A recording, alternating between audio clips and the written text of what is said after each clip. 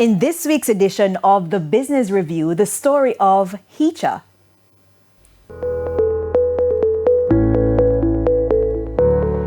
Bubble tea, a sip of Asia infused with Jamaican culture.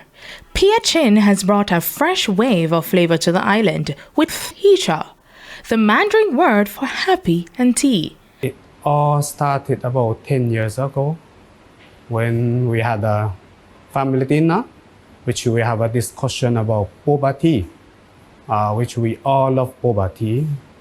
And it ends up we have all have the same complaint, which we cannot get boba tea locally. Every time we get boba tea is when we are traveling. So what exactly is bubble tea? The boba is, as I said, is made of cassava starch with brown sugar. The texture is kind of chewy and gummy. We have like fruities and smoothies.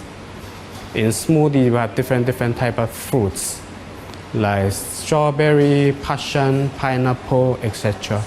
And all our smoothies are blended with natural fruits. It may sound very foreign, but it's not too far off from what Jamaicans already love.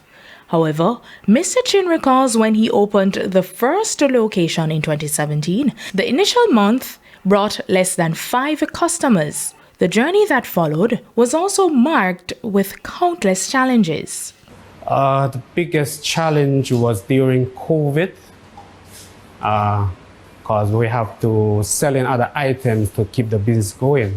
The other challenges are like sourcing the materials for the boba teas. Sipping into 2024, and Heecha has expanded with a second location in Portmore since August of this year.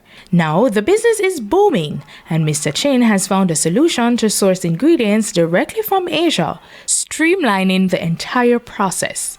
His initial investment of over 1 million Jamaican dollars is now yielding significant returns, with the business brewing a healthy profit. Currently, we're planning to open more locations as customer has demanded.